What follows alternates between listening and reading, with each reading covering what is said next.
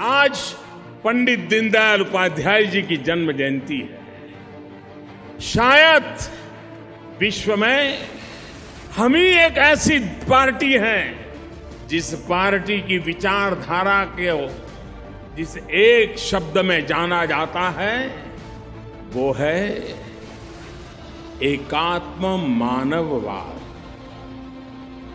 दुनिया में कहीं पर भी कोई भी राजनीतिक दल मानववाद शब्द से जुड़ करके काम कर रही हो ऐसा मैंने न सुना है न मैंने पढ़ा है।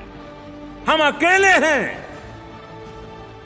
जो सिर्फ और सिर्फ मानवता के मुद्दे को लेकर के राजनीतिक जीवन में काम कर रहे हैं। दीनदयाल उपाध्याय जी संगठक भी थे, विचारक भी थे और नेता भी थे।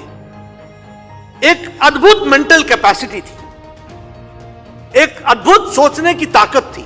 ये दीनदयाल जी ही थे जिन्होंने भारत की राष्ट्रनीति, अर्थनीति, समाज नीति, राजनीति इन सभी पहलुओं पर भारत के अथाह सामर्थ्य के हिसाब से तय करने की बात बड़ी मुखरता से कही थी, लिखी थी।